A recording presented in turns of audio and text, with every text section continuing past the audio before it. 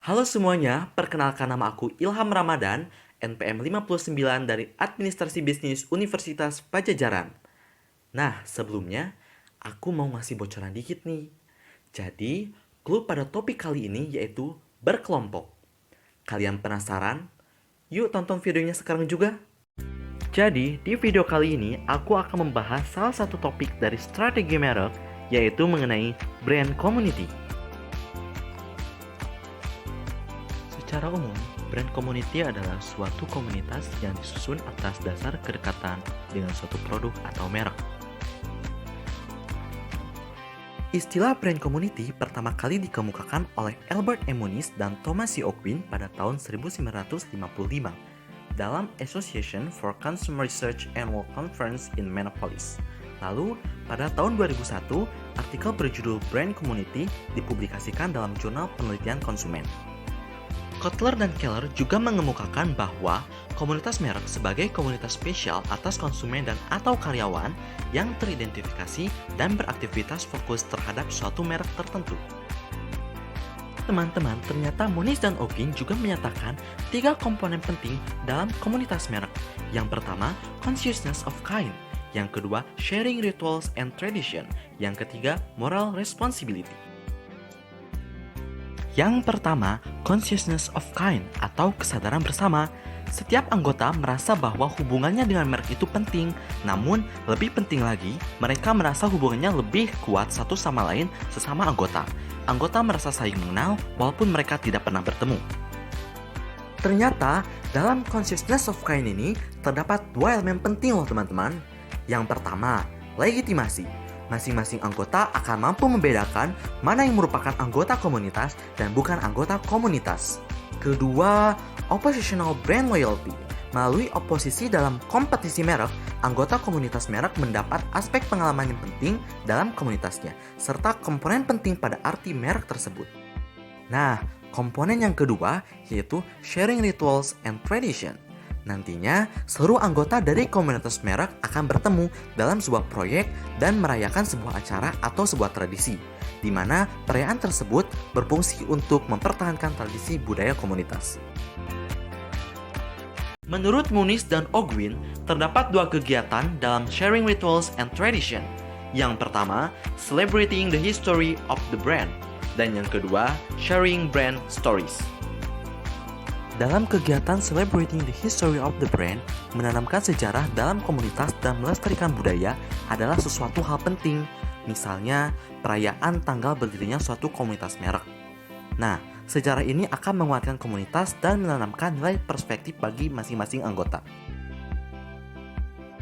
Lalu, dalam kegiatan Sharing Brand Stories, berbagi cerita pengalaman menggunakan produk merek adalah hal penting untuk menciptakan dan menjaga komunitas. Cerita berdasarkan pengalaman memberi arti khusus antar anggota komunitas. Hal seperti ini akan sangat menimbulkan hubungan kedekatan dan rasa solidaritas antar anggota. Dalam kegiatan tersebut juga membantu melestarikan warisan sehingga merek tetap hidup dari budaya dan komunitas mereka. Komponen ketiga, moral responsibility, yaitu rasa tanggung jawab dan berkewajiban secara keseluruhan.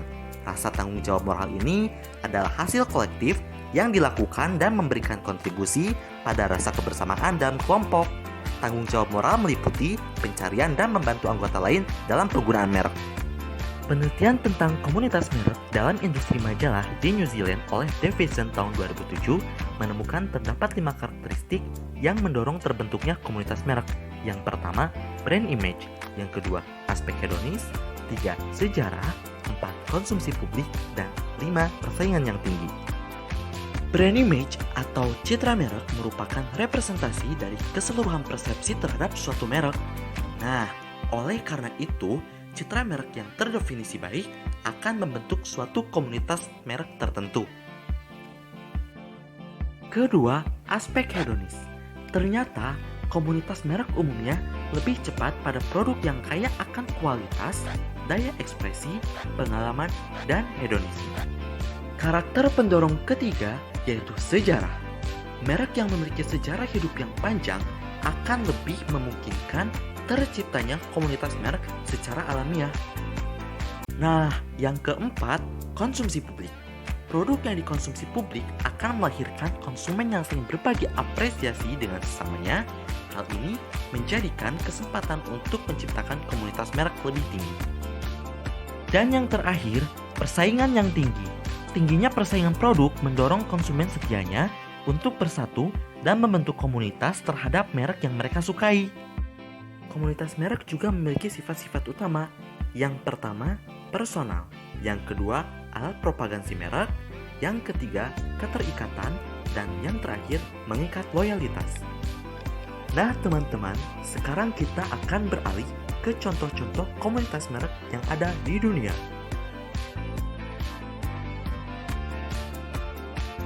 Contoh pertama yaitu My Starbucks Idea.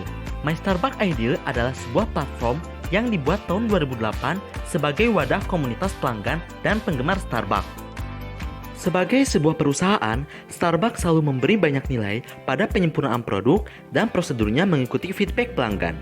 Hal itulah yang melatar belakangi Starbucks membuat sebuah sistem sederhana seperti kotak saran dan survei pelanggan melalui platform My Starbucks Idea.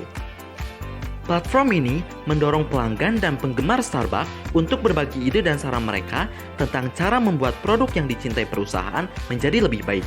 Dalam 6 tahun terakhir, saran dari anggota komunitas Starbucks telah mengarah pada implementasi hampir 300 inovasi. Komunitas kedua yaitu Early Owners Group. Semua anggota berbagi lebih dari sebuah kesetiaan pada suatu merek.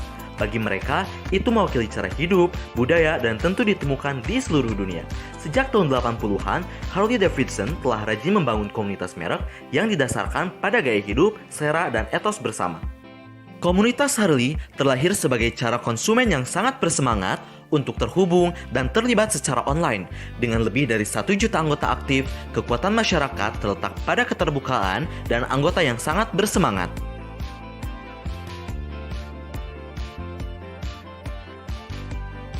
Ketiga, Being Girl dari Procter & Gamble. Being Girl diciptakan tahun 2000 sebagai sumber informasi bagi seluruh gadis-gadis muda yang menginjak tumbuh dewasa. Komunitas ini memungkinkan diskusi terbuka sehingga gadis-gadis di seluruh dunia dapat saling berhubungan dalam perihal tumbuh menuju dewasa. Komunitas keempat, PlayStation Community. Komunitas PlayStation telah melakukan hal luar biasa dalam menyediakan ruang online bagi gamer agar terhubung. Pengguna dapat menyesuaikan minat khusus mereka, baik itu berdasarkan permainan, minat, atau jenis dukungan yang mereka butuhkan. Komunitas juga sangat erat dengan seluruh media sosial, terutama di YouTube dan Twitter. Oleh karena itu, pengguna juga dapat merasakan konten yang dihasilkan baik oleh merek dan penggunanya sendiri. Yang terakhir, Lumnet. Lumnet adalah sebuah situs web dan komunitas tidak resmi terbesar penggemar Lego. Komunitas ini terdiri dari pria dewasa yang membangun proyek Lego yang rumit, berbagi berita, dan gambar dari kreasi mereka. Komunitas ini bahkan telah diakui oleh merek Lego sebagai sumber informasi. And lifelong talents start taking shape. Yes, this little one will rebuild the world.